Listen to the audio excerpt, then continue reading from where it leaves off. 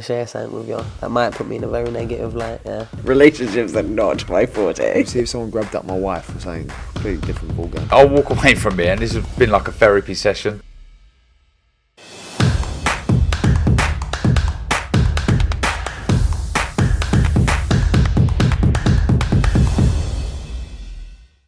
This is Umar Ahmed for IFL TV, proudly sponsored by Everlast. Just want to say thank you very much to Malik Scott for having me, and giving me the time. You've got an influencer fighting this week, and you're training Faze Temperrr. Not many people expect that, Malik. When I heard about it, I was quite surprised. So just talk me through this link up with Faze. The link up came through a mutual friend, his side, Temperrr side. His agent and manager and people and Temperrr himself, they got at me and told me what they was dealing with concerning their last trainer, and they asked me would I come in for the job. We had some good communication, and we met up for first session because I was like, let's see a first session just to see how our chemistry is. Our chemistry was good, and we made a good deal. He's a great kid, great young man. I got to stop calling him a kid. His team is incredible people. And I'm extremely comfortable and happy with the agreement we came to. And not only that, he's a 6'4" southpaw, good reflexes, a good base, and that is dedicated to the good teaching he already came from with another great young trainer, Jonathan Wale, who's the pupil concerning coaching of legendary trainer Joe Goosen. So they did a great job with him, and now that I have him, I just have to keep on implementing and adding on to that from my own system. So it's a good thing, man. I'm happy to be here. There are a lot of critics of influencer boxing, mainly from purists and hardcore boxing fans. So, what do you think about the influencer scene, Malik? It's good, and what I you could say what I appreciated about it the most, and what I would take from this that boxing alone doesn't have is solid marketing, production, promotion behind these guys. And that right there is refreshing to see. What's not refreshing to see is some of our own fighters in just boxing alone that have risked their lives over and over and over in this noble art. They don't get the same promotion and the same marketing and everything. So it's good to see this. The majority of these guys, everyone that I met from this side of boxing concerning influence, they're all great people, great kids, good teams. And I'm looking forward to Saturday night, man. I'm happy I'm a part of it. Do you think you'll carry on with Faze after this fight, depending on how it goes? Oh yeah, definitely. He come to me because he wanted to learn more of my system, and wants to just move on with me for the rest of the remainder of his career.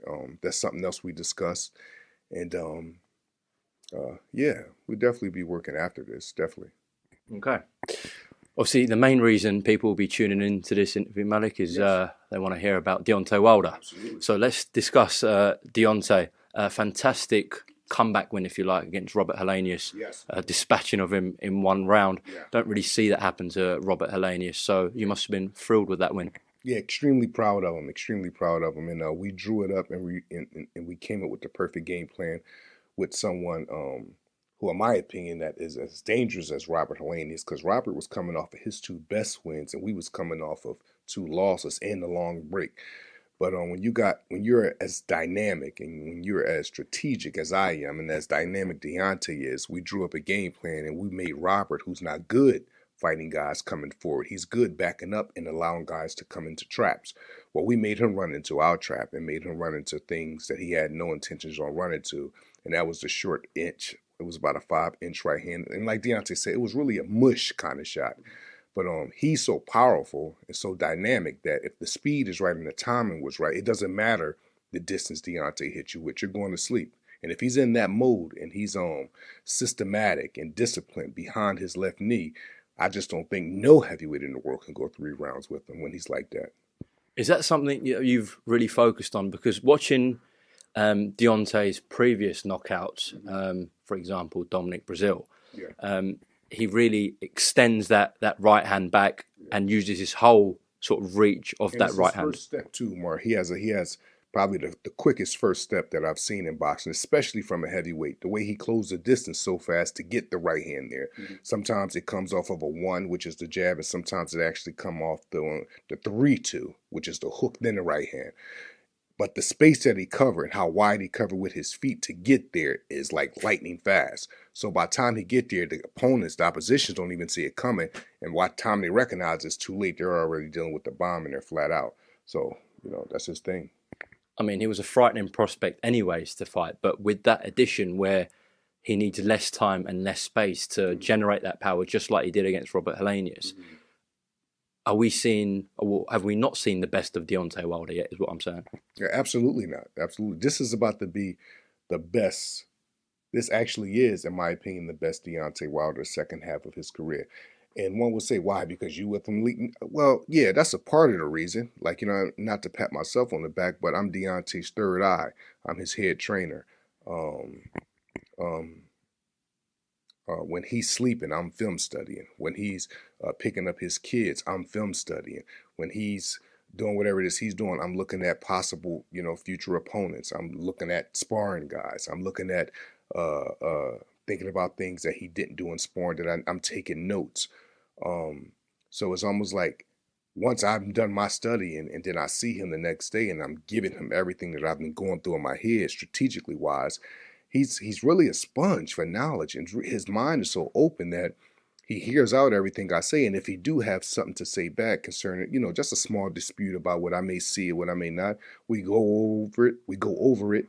And we come to amends. And, either way, whatever is best for him concerning game plan, strategy, and this is something that we all do together as a team. Even though I'm the head coach, this is a collective thing that we're doing right here. And we drew it up. To me, it couldn't have been more perfect against Robert Helenius. Like, we took a fighter that loved to set traps and we put him in our own trap and he fell right for it. I think from when I hear you speak on other interviews, there's not many more people within the sport that study the sport more than you do, especially with film study, etc. And you've been in the ring with nearly enough every heavyweight over the last 20 years, whether it's been in a professional ring or sparring. So Malik, would you say he's one of the most freakish talents you've ever seen, Deontay Wilder? It's not even nothing to think about. When I think of the most dynamic, when I think of the most awkward, when I think of quickness, not speed, quickness. When I think of pistol like Larry Holmes jab when he wants to go into that zone, I think of Deontay Wilder. It just so happens I think you could say good or big things about someone, but I'm actually his head trainer. And before I became his head trainer, even after sparring him, even after fighting him, I used to tell people what I thought about him. But now that I'm his head trainer, I'm saying the exact same things. He has an open mind. His IQ is 10 times more higher than he gets the credit for. You don't beat the likes of Luis Ortiz 2 times with no IQ, boxing IQ. You don't go 3 fights with Tyson Fury and do more than hold your own, and Tyson Fury barely get away with his life without a boxing IQ. Just power doesn't do that. Deontay mentality, Deontay mindset. Once again, his boxing IQ. You don't do what he did to Chris Arreola and don't have a boxing IQ. Like, he got significant wins, and my favorite victory that he had was the Ortiz 2 fight. Now, most people would say, well, why would you say that? He was losing that fight. Yeah, but the positioning, forget the punches, the positioning that he was doing that fight was incredible. And the positioning added up to what? One of his best knockouts. Like, literally almost flatline Ortiz. Like, his whole body went limp from the good positioning. The punch was there when it was there, but the punch came from the good positioning. And that's what Deontay, to me, is a master at, putting you in the position to get hit with the missile. Yeah, I agree with that. I was at the MGM for that rematch with Luis Ortiz, and as you said, he was practically losing every second of every round, and people, we were all discussing what's going on here. And then, that's why you don't look away when Deontay fights, because within half a second, the fight was over. So that was one of his most spectacular moments for sure. Yes. Malik, before we come on to the future and what 2023 potentially holds for Deontay, a lot of people watching this will want to know now your thoughts as part of Wilder's team about the Tyson Fury trilogy. And I know you weren't involved in the first and second fight.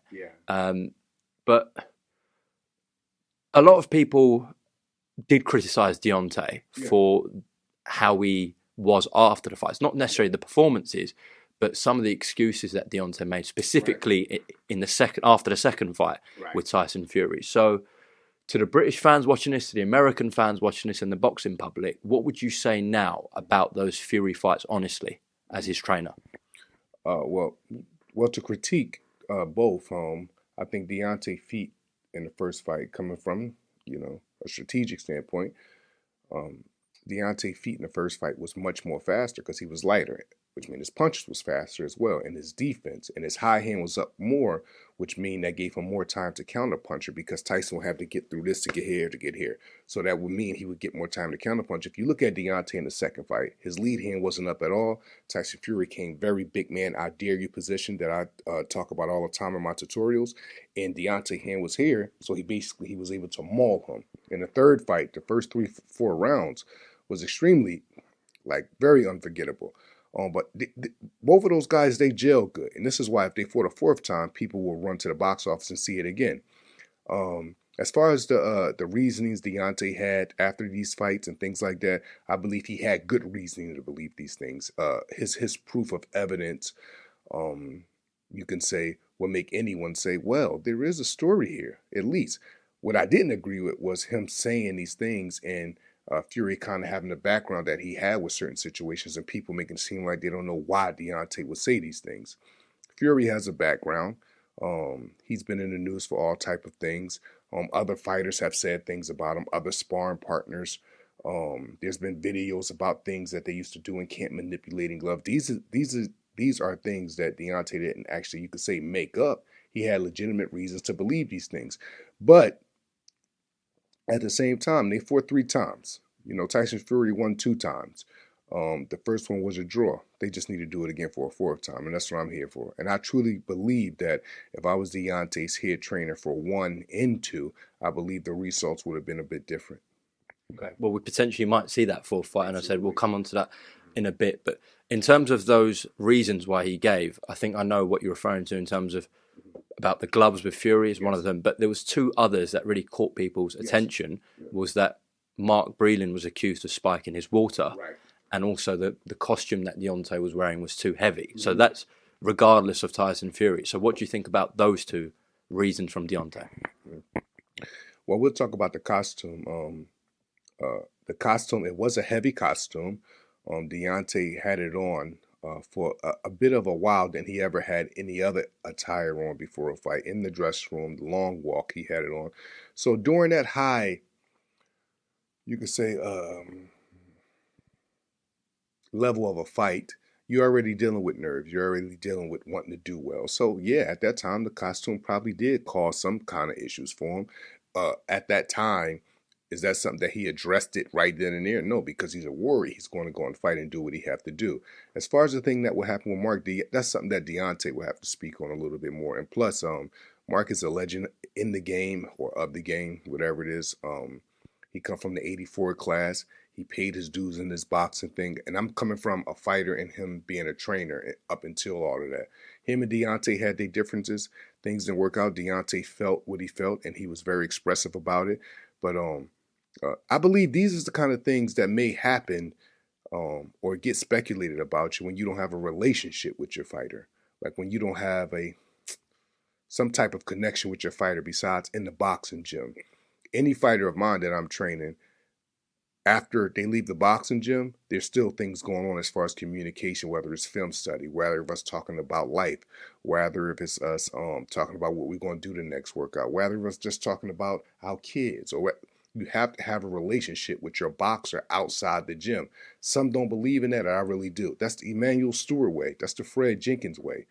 And that's where I was taught that from. That's the Joe Goosen way. Fighters are people. They're not it. They're not things. Like, you know what I mean? So you have to treat these people, because they're special. Us fighters are special. And you have to treat them as such. And how you treat them as such? By having respect for them and great communication and a good relationship with them outside the gym. Once boxing is over, the boxing lifestyle still continues as far as the boxing gym or your training session. Deontay and Mark, they never really had no relationship. I don't even think they ever took a walk together and just communicated about life. And I don't know if that was whoever's fault, Mark's, Deontay's, whoever. But I know that's total opposite between me and Deontay. Everyone know that, we got a bond like no other. That's like my brother. I call him my brother because he's like my brother. My relationship with Gerald Washington has always been great, always some form of brotherhood in boxing. Even when he fought Deontay, I was in Deontay's corner, but I was happy to see Gerald get the opportunity. Any other fighters that I'm going to be training, expect to have a relationship with me outside it. I'm not your babysitter, but we're going to do some strong communicating outside that boxing ring. We're going to do some film studying outside that boxing gym, after the sessions is over. Just because we leave the gym don't mean, I'm done with my training now. Absolutely not. That's how I'm building my brand, and that's how I'm building my coaching aspect. That's how I'm bringing that along. It's not just about the boxing gym. It's about staying in your fighter's mind when the boxing gym and the sessions is over. So I believe if that was a good case and they had a better relationship with that probably would have been an issue. I don't know. But the fact that they didn't have no relationship at all, and Deontay was going through so many other situations through that fight that he was dealing with, it's just never no telling what happened. Like I said, that's something for Deontay to speak on and go more in depth with, but it is what it is. But everything happened for a reason. By the grace of God, that happened. I was hired, and everything, is on the up and up from then till now. Because even in the trilogy fight, I like to believe that one thing I stand on as a head trainer is I'm not the best. I don't know it all, but I know a lot. And I know a lot because I've been in this game since I've been 12 years old. And I'm 42 now, coming from a boxing aspect, coming from you could say some sort of fan aspect, coming from a little kid aspect in boxing. Now I'm 42 years old and I'm a head trainer. And I add value. I believe I can add value to any fighter. Any fighter. Like, you may not be get with me and then all of a sudden be some pound for pound, but it's for sure you're going to leave me and say, I didn't learn 1, 2, 3, 4 things. I learned a lot of things from Malik, and he helped me become better. That's in the ring and out the ring. You know what I mean? Boxing is just an aspect of life, but there's a whole life when fighters leave the ring, when fighters leave the boxing gym. And I'm really into that. It's not just about the boxing gym. It's about what we do with these guys after the boxing gym and they leave and they go home to their other lives and they have to deal with other issues. They still need a head trainer in their corner, texting them, saying, look at this film study, calling them in the midnight. How you feeling? That run was good. You need to keep your left hand up when you're going to your left side. Keep your right hand up. Be accountable with your moves when you're going to your left. Just things of that nature. That's what I try to do, and that's what I try to practice. Well, we certainly saw that value that you added if you go from Deontay's second fight with Tyson Fury to the third one, and of course the Robert Helenius fight as well. Just as you said, Deontay, without any argument, is the most freakish guy you've ever seen. Yeah. Do we put Tyson Fury in that same category? Absolutely, in his own right. There's never been a fighter like Tyson Fury.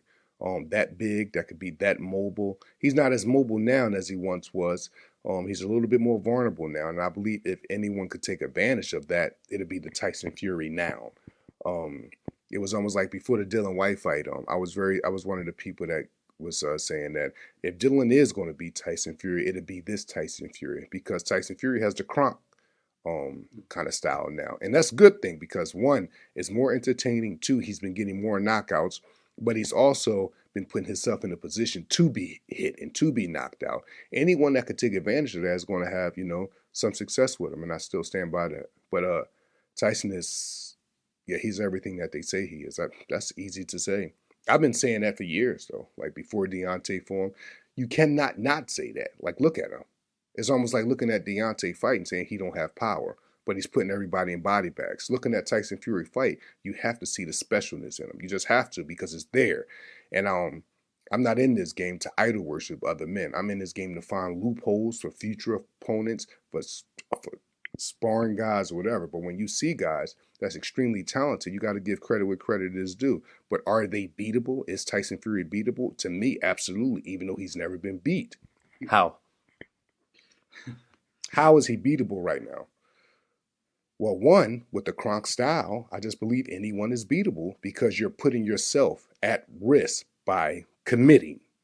Now, if someone can make him overcommit and make him pay for that in the heavyweight division, then and it's been shown that Tyson have been hit and been knocked down, hit and got back up. Father Time is undefeated. If he continue to fight and keep giving these guys these shots, like the Fury that hopefully he fight, Joe Joyce from what I'm hearing someday. Like, they may fight. That's not the same Fury from 3 years ago. And you fighting fresh Joe Joyce, or you're fighting Alexander Usyk, or you're fighting any of these young guys coming up. So if he stay around long enough, someone will take advantage of these loopholes of him being more vulnerable now than he once was.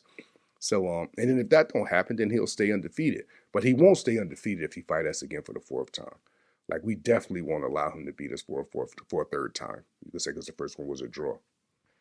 Well, as I said, it might happen for a 4th time because the WBC, of course, ordered your guy Deontay Wilder to fight Andy Ruiz in the final eliminator for that belt, which is going to be contested, we believe, between Tyson Fury and Alexander Usyk in an undisputed fight.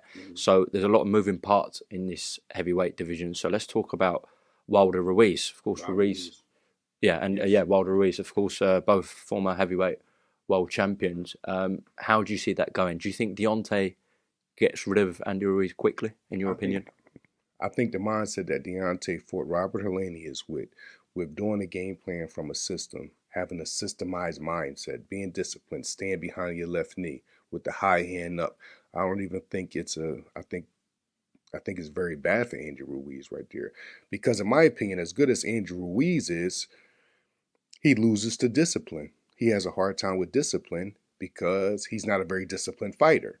So we'll say, what do I mean by that? What I mean by that, look at anybody that ever gave him trouble, even if it was the first few rounds, anything. We'll just use, I said this before, Areola, an older Areola, a second stage career Areola, hired Joe Goosen as his trainer. Joe Goosen is a very detailed trainer. He drills, and you could tell that they was drilling. Areola kept his hands up, step left, step right, knew how to step forward and back against Ruiz, and kept his hands was in very good position for that Andrew Ruiz fight too. He knocked Andrew Ruiz down, hurt him a few times. In my opinion, he won the fight by 2 rounds, and he only gave Ruiz that kind of trouble because he stayed disciplined to a game plan. Case in point, AJ, in my opinion, the first fight with him got a little bit greedy. He paid the price with getting hit with the hook on the temple, and from there things went downhill. The second fight, when AJ came with a legit game plan and stuck to the game plan, it was a shutout. You take Deontay Wilder, sticking to a systemized game plan, believing in the system, believing in trap setting, against an Andrew Ruiz, who has to reach to hit him, who has to come past Deontay's high hand to get to his chin. Now imagine Deontay making him pay for that. Andrew Ruiz would just be in the ring. He won't have no say-so if Deontay is just disciplined behind his left knee. That's just the way I see the fight. Now, does that mean Andrew Ruiz is some bad fighter? Absolutely not. But I'm just doing the math off of anyone that ever gave him trouble. They had discipline. Anyone who ever gave him trouble is because they had discipline. It ain't really about their skills. It ain't really about anything else. It's just the fact that they won't allow him to do what he's good at doing. And that's catching you when you get too greedy. Can't get too greedy with Andrew Ruiz. You got to take what he give you, which is a lot because he's shorter, yeah, but he's faster. But at times he take, he take breaks in mid rounds and things like that, and you could take advantage of that kind of stuff. And is he fast? Yes. Does he punch hard? Yes. But he can't be disciplined because he's not a disciplined fighter. When do you think we see that fight? Oh man, I'm hoping. Well, yeah, January, February, March, April. Hopefully before April. Like, you know what I mean? If not, I can't say, Umar, because the business of boxing, with these promoters and the revenue and locations and things like that, it's just never no telling. But I just hope for the best. But whenever it is, Deontay Wilder will be more than ready. I believe Andrew Ruiz may be his best performance of his career if the fight ever happened. We'll see we'll see what happens, man. Could it be someone else next? It's a possibility because Deontay is big time boxing. And the fact that he's big time boxing, we've seen the strangest things happen in boxing when certain fights is mandated, but then just because a fight is mandated don't mean it's the biggest fight in boxing or it's a big fight in boxing. It just means it's a mandatory for this particular belt. But you have Andrew Ruiz and Deontay mandated for the WBC, right? But then you have people raving for Anthony Joshua and Deontay to fight. So that actual fight is bigger than the WBC mandation. So, like, you know what I mean? Things happen, man. We'll just see. I want Deontay to fight AJ. That's what I want. I think that's the biggest fight in boxing, history probably in the heavyweight division. And I don't even care like the fact that some people was caught up on the Mayweather and Pacquiao effect. Well, they getting too old now. No. I want to see them in the ring with each other because I don't believe it go more than 3 rounds, but I would want to see it. I would want to prepare for it. I would want to write it up. I would want to, strategically be in camp thinking about AJ and, us going back to the gym the next day and breaking it down and coming up with this and coming up with that. I'm a camp head, so I enjoyed the process of all of this. And AJ will be a mission to complete, but he'll definitely get complete. And in my opinion, it'll be in 3 rounds or under. Well, in terms of Joshua potentially happening next, we've heard his promoter already outline a plan for Joshua. And the first 2 fights within 2023 don't include, in their eyes, a Fury or Wilder. So let's just put that to the side for a second. Let's say Wilder goes through with the WBC order, fights Ruiz. As you said, Wilder beats Ruiz. We have Fury and Usyk boxing. Who do you think, Deontay and yourself, who would you prefer to fight? Fury for a 4th time or Alexander Usyk? Whoever's got the belts essentially, but who would you prefer to win that fight of Fury and Usyk? They both have the belts, correct? No, but they're going to have an undisputed fight, we hope. So there's going to be one champion. Right, okay. Who do you want to face out of Fury and Usyk? Who would you rather win that fight? I think Fury would be more triumph because he beat us twice. The last trilogy was a lot. I just don't see Deontay really having a really, really tough time with Usyk. He's a smaller man that gets hit. I can't see, biomechanically, I just can't see Alexander Usyk, let's get this straight. No one on U.S. soil or this soil here respect Alexander Usyk more than me. No one. As a boxer, as a man, he's a man's man, everything. But coming up against Deontay Wilder, I just think it's humanly impossible for him biomechanically to just take that missile repetitiously over and over and over and over and over. I just can't see it going the distance, and I see Deontay knocking him out. As far as Fury, I would like that because it would show me a lot about Deontay, things that I know that's in him. He will rise to that occasion even more because that right there has left a sour patch. You could say, not in his heart, but he wanted back in blood, like he did in the trilogy. He still want that. I believe in the 4th fight things would be different the way that they was different in the 3rd fight when I was training. But I believe in the 4th fight, I believe Deontay knocks Tyson Fury out. Do you think Fury beats Usyk? That's a 50-50 fight. Absolutely, that's a 50-50 fight because now, you want to hear something more? I don't believe that's a 50-50 fight if Usyk was fighting Ben Davis Tyson Fury. But I think Usyk fighting the Kronk Tyson Fury, it's a more vulnerable Tyson Fury. Yeah, he's more dangerous too, but he's more vulnerable. So the good outweigh the bad and vice versa. I believe Usyk has the feet to not get caught up in that tying up thing and that weight lingering thing. And I think that he know how to treat big men accordingly. But then you have Tyson Fury that know how to treat smaller men accordingly. So then it comes down to skill. So then if it comes down to skill, there's nobody more skilled than Alexander Usyk. But then you think about who is he fighting? Tyson Fury. There's not a bigger man more skilled than Tyson Fury. I think that fight come more down to skill than who's bigger and who's smaller in that fight. The fans and the general public, especially the boxing fans, they looking at Fury. If you ask anybody why Fury would beat Usyk, they'll go to size automatically. Like they'll automatically say, I just think he's too big for him. Yeah, well, Usyk fights big men pretty good. Let's look at what he did to Anthony Joshua twice. Okay, well, Fury's not Anthony Joshua. But Usyk find a way to win. Like, that's his championship mentality, and that's his championship way. He always find a way to win. It's a great fight. I have it 50-50, though. I wouldn't be surprised if Usyk win, and obviously I wouldn't be surprised if Tyson Fury won. I'm really just concerned with the winner and Deontay Wilder getting his shot at a title and become a 2-time heavyweight champion of the world. You said that you guys want Joshua, you want to complete that mission. Deontay wants Anthony Joshua. Do you believe Anthony Joshua and his side want you guys?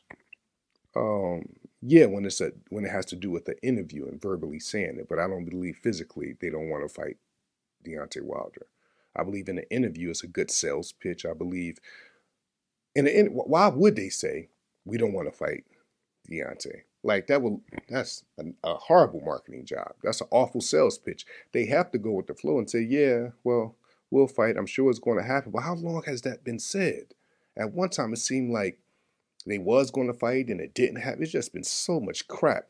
I'm really sick of it. And Deontay's at the point that he's not really into chasing nobody to fight him. Like, and I'm with him 100% on that. When AJ is ready, we'll be here. And if the fight get too late and he's never ready, then Deontay has tons of other history to make. It's okay. Tyson Fury is still here. Just picking this back up with Malik Scott. Yeah, you were talking about Anthony Joshua. You guys, of course, you said you want that fight. Deontay wants that fight. Do you think it's down to Joshua or his team, i.e. Eddie Hearn, his management 258, in your opinion, why they don't want you guys? Who's it down to? I'm to the point now that I'm thinking it's a Joshua thing. Because to me, the fighter has a responsibility to rave for the fight. If it's about promoters and if it's about managers and stuff like that, well, why those promoters and managers never held Fury and Deontay back from fighting? Because these guys want to fight each other. Yeah, the business is good, but you can see it. They want and hear it from them that they want to fight each other. But then that may be their character. AJ has never had the character like that to really just call out fighters, this and the third. So I don't want to go too hard on he moved different than them two because they all are different men. I just believe that we at a point now, though, that fight needs to happen.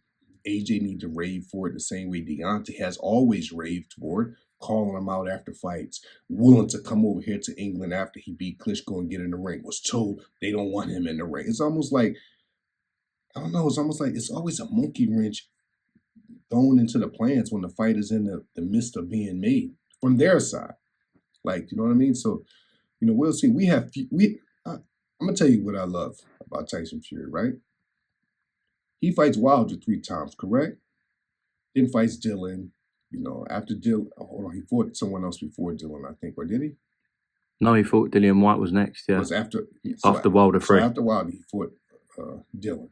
After Dylan, he fought Chisora, right? After Chisora, he's going to go look in the crowd to find Alexander Usyk, called him, get up here to the ring, called him out to his face, then said, where is Joyce at? Bring him up here, calls him out to his face. In my opinion, that's the old school Larry Holmes way. That's really trying to prove that you're the best after it's already proven of some sort in a way. Like, there's tons of people that think Tyson Fury is the best heavyweight in the world, and arguably he may be. But to him, he's still chasing some form of history to make the best fights made. AJ doesn't come across like that to me. Like, he go about his business in a different type of way because they have different type of characters. So, but at the same time, you have to keep in mind, AJ has a great resume. Yeah, it was at a time that he was literally the Joe Parkers, the Pavekins, the Takums, the Dylan Whites. This was like back to back to back to back. So I say that to say he needs a break. He needs to fight someone like a Gerald Washington that I train. That's a quote unquote, tune-up fight or a build-up fight. I have Gerald Washington ready. That's my other heavyweight. We're willing to take that fight on. It's not about how much money. It's not about locations. It's just the opportunity and the fight is that it's a high-stake fight for Gerald. You know what I mean? It doesn't mean that much to AJ, but you don't want to fight Deontay Wilder, but you're not in a rush to fight Tyson Fury. You're in a rebuilding stage, so you might as well rebuild with someone that's not that dangerous, quote unquote, like the fighter that I trained, Gerald Washington, who's ready and willing to fight any and everybody right now. There was some word going around that Gerald was in the top 3 opponents or top 4 opponents or something like that for AJ.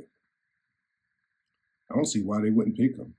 Reports going around that it could be Dempsey McKean. Yeah, that's what I heard just yesterday in the last 48 hours. Dempsey McKean is a Australian kid, correct? Undefeated, southpaw. AJ just lost to a southpaw back-to-back, but they won a 3rd southpaw. So, I don't know. But this is business. You know what I mean? I get too caught up into the actual craft and the art of this thing. You know what I mean? The business aspect of it. I don't know how you could lose to a southpaw twice, then you fight back after that. You want to fight another southpaw. At one time, I heard they was considering Otto Wallen. Otto Wallen, yeah. Otto Wallen. I thought that was a horrible pick then. I'm telling you, man, the man need to fight Gerald Washington and give us the opportunity. You know what I mean? See where things go from there. Well, in terms of the business side, it's not your aspect of things, but I would like to get your take because it does involve your fighter Deontay, and it's going to have a significant moving part whether the fight gets made between Deontay and Anthony. As you said, there's been, in your words, a lot of crap between Deontay's side and Anthony's side. I'm talking about here Shelley Finkel and Eddie Hearn. There was quite a bit of public back and forth negotiations. Do you think those two guys can hammer out a deal? Oh, definitely. Yeah. Shelley has been basically chasing Eddie and trying to get this fight done. Going about it publicly, he wants to get it done, showing emails that he wants to get it done. He's been very, very personal and public at the same time about getting this fight done, Shelley Finkel has. I really just believe it's their side. It's their side. At one time, the number was 50 million. Wilder's side came with 50 million. The fight still didn't happen after the number was called, that's what they would need. At one time, like that fight is, the reason I think I take it personal from not happening yet or possibly looking like it's going to happen anytime soon is because coming up as a kid, I was a huge, I wasn't just a boxer. I really was into the game and matchmakers and matchmaking and things like that. As coming up, it hurt me to my heart that I never got to see Lennox Lewis fight Riddick Bowe. I'm so scared that's getting ready to happen with this that I may talk a little, you could say, brash or a little bit like, down, or it may seem like I'm coming down on AJ and his team or favorite. Like, that's not it. I'm into seeing great fights happen, not good fights, great fights. And whether I think Deontay will knock AJ out in 3 rounds or not, that's my opinion. That's my prediction or whatever someone want to call it. But millions of other people in the world, they want to see it too. I'm just his head trainer that wants to see it. It's good for business. It's good for culture. It's good for motivation. It's good for inspiration. It's just one of those fights that does good for mankind. And it'd be a shame if it don't happen, man. So, Malik, we've talked about Andy Ruiz, Tyson Fury, Alexander Usyk, Anthony Joshua. Talked about Joyce. That's the last one I want to discuss with you before we close off. The engine that don't stop. That's absolutely it. I mean, you've got the hardest hitting heavyweight that's ever lived in Deontay Wilder. Arguably, perhaps maybe George Foreman would have something to say about it, but one of the best chins ever that we've seen within the heavyweight. In terms of Joyce and his engine, his relentlessness, his juggernaut style. Yeah. That would be some mashup, wouldn't it, Wilder Joyce? Absolutely, depending on how Joyce could deal with the power. If he could deal with it, we in for a very tough fight. If he can deal with it, he's out of there in 3-4 rounds. Do you think he can deal with it? There's no telling. You can't predict who can deal with that kind of power right there because it's God-given. This is not someone that has to practice to be powerful. Deontay is the most dynamic fighter in the history of the sport. 6'6", 12", whatever. It doesn't matter the distance. It just matters the quickness, the range, how alert he is when he throw it. I don't know, man. Those guys got to deal with it. You know what I mean? And how they deal with it depends on how the rest of the fight, not only the rest of the fight go, but the rest of their life go. Deontay takes souls of people when they hit him. Like, believe it or not, Ortiz just put a hell of a performance on against Andrew Ruiz. That was a great fight, but he wasn't the same Ortiz. Going 12 rounds with Deontay, Temperrr did that, but then in Temperrr next fight, Derek Rossi knocked him down. You think Derek Rossi would knock Temperrr down before he fought Deontay? No, absolutely not. But even when you have a great chin, even when your chin is stubborn, you refuse to go down over and over and over and over and over, you keep hitting again. One day it's not going to even take a puncher to knock you down. I have another example we can use. Chris Arreola fought Vitaly Klitschko for 11 or 12 rounds. Basically took everything Vitaly had. The corner had to stop the fight. Fight after that, 2 fights after that, Arreola fought Travis Kaufman. Travis Kaufman hit Arreola, knocked him down. He don't go down from that same shot if he fight Travis Kaufman before he fought Vitaly. Look at what happened in Wilder Temperrr 2. Just walk right through him because the chin, that stubbornness is not the same. And it's going to come a time where I believe Joyce is known for his toughness in his chin. I don't know how long that's going to last, but I know one thing for sure, that it does have a time limit on it. Like, that definitely has a time limit on it. Because you even have guys, Joe Parker was having good moments in that fight. He was hitting Joe. Who else? Brian Jennings was having great moments in that fight, hitting Joe. Now, is Joe walking through that stuff, coming right back? Absolutely. But I believe Father Time is undefeated. And I believe if he is going to fight Deontay, it should be sometime soon. Because if you keep being in these good, entertaining fights, the chin and the stubbornness wear down. So by the time you get to Deontay, you're gonna be basically on the menu. Like, you know what I mean? That's just what I feel about punch intake. I just believe like that has its time limit, and it's cool and it's cute for fans to say, "Yay, that guy's tough. Yeah, that guy got a chin." But that goes away. Think about anyone you ever thought that had a great chin. As time go on, that's not even your favorite attribute of them no more, because the chin just goes away. You can't. We're not made to take this. So even though Joyce is taking good shots and coming right back and keeping probably one of the best poker faces that I've ever seen, like he keep a poker face through any type of situation, I believe it's a time limit on that, and I believe the data date on that may be when he fight Deontay Wilder. But we'll see. We'll see. If you can't hurt Joe Joyce, God be with you. God be with you. If you cannot hurt Joe Joyce, God be with you. I mean, to me, his pressure and his imposing ways is just as dangerous or is just as lethal as Deontay Power is. How Deontay Power is very dynamic and scary, that's how Joe Joyce's presence is in the ring, if you know what I mean. Like, I know exactly what you mean. Oh, man, like, it's just as that. That's his gift. That's his blessing to me that you can't train. You can't, it's God given to be that type of way. Demetrius Sora was considered to having a great chin, being able to take it. Bro, that goes away. Like, you know what I mean? And depending on the fight, it could go away by a fight being called off, or it can go away with you laying flat out on your back, or it can go away with you ending up in the hospital, not waking up again. This noble art is very, very dangerous, man. It's very dangerous, Umar. And shout out to all the fighters that is, you could say, providing for themselves and their families, that's risking their lives getting in this ring. And shout out to the fighters that we lost in this noble art, man. This is entertainment to the fans, but it's a way of life for the ones that put their life on the line for it. It's such a serious thing. Yeah, it's very serious. But shout out to everybody. So a lot of these fights that we've discussed that Deontay could potentially have involve British fighters. Mm-hmm. And it's something I think the British fight fans would crave, is to see Deontay here. Mm-hmm. From your point of view, would you like to see these mega fights that we've talked about in America, in the Middle East, like Saudi Arabia, Dubai, or in the UK? What would your preference be? Saudi Arabia, Dubai, UK. I think Deontay is appreciated more all around the world than he's appreciated in the United States. I want him to get wherever the best revenue is for him and his family, for him to continue his legacy in business, because his legacy in business is a total different story right there. But to continue to feed that, the revenue have to come in high. And I say that to say wherever the revenue is coming in high at for Deontay, to me, that's where he should be fighting at. Probably the Middle East. Yes, absolutely. Yeah. So then let's just do it there, because he's proved everything concerning passion, being a competitor, getting knockouts, feeding fans, so much. But now it's all about his just due financially, setting up things that he wants to set up financially. And it's deserving too. We ain't talking about someone that don't deserve this.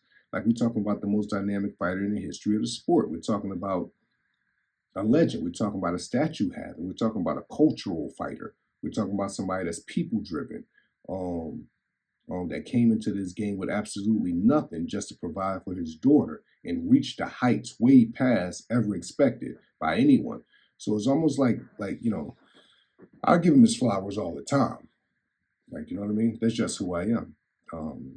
But I think he's appreciated more all over the world than he is in the United States. That's just my opinion. I'm going to end this on this last question then. Pardon. Why is a American great loved more outside of America than within it? That just doesn't make sense. Yeah, it doesn't make sense, but then you also have to realize in America we have more sports than you guys have here. Excuse me, Mark. Things are more, you could say, things are more crowded there. There's a lot more options and choices there. But even by being a lot more options and choices, even when Deontay, was heavyweight champion the first time and things like that, he wasn't even getting the credit then. In certain spots, Deontay get the love at, but it's not the whole nation of America. So we'll say in New York, in my opinion, Deontay gets great love at the Barclays Center. Even walking around New York, the love that he get there, I just believe that's deserved everywhere that he go. But in the States, it's not the case. But when he come here to the UK, it's beyond the case. He's mobbed. I want to see him in Saudi Arabia earning. I want to see him here earning. I want to see whatever it is the best for him financially, in his legacy. That's where I want him at. Malik Scott, it's been an absolute pleasure. Thank you, brother. Thank you very much for talking to IFL Yes, TV, giving me yes, about yes. an hour of your time. Absolutely. And Anytime, Umar. yeah, hopefully we can have this sort of catch up again. We will do, brother. Thank you. God bless.